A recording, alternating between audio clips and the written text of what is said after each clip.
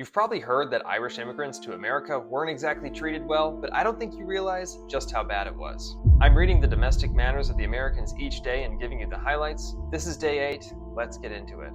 By 1828, when this book takes place, waves of Irish immigrants had begun to wash upon the shores of America. They were fleeing a British colonial system where absentee landlords would charge egregious rents, forcing tenants into poverty. During the 1800s, the population of Ireland would fall dramatically, especially during a famine caused by blight to the potato crop in the middle of the century. It's estimated that between 1815 and 1845, 500,000 Irish immigrants came to America. And that's just a drop in the bucket compared to what would happen during the famine. Seeking better fortunes, the Irish would flee to America, but what they found there wasn't what they expected. Frances Trollope wrote about the horrific conditions the Irish were subjected to on her journey across America. She said that Irish people were treated worse than slaves and even horses. That's because when a slave or a horse got sick, its owner would make sure they got the proper medical care. But when an Irish person got sick, they were literally thrown to the side so they could be replaced by somebody else. Trollope actually witnessed this when she was traveling near Washington, D.C. She found an Irish teenager laying in a ditch, and despite her best efforts, he dies later that night. He was a worker on the Chesapeake and Ohio Canal, which was built to carry supplies from the middle of the country to the ocean.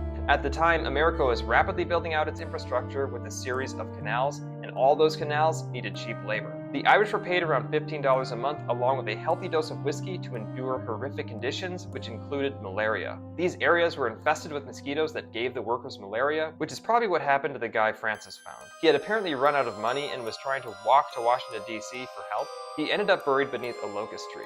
I'm sure there are many other stories just like this that no one will ever know.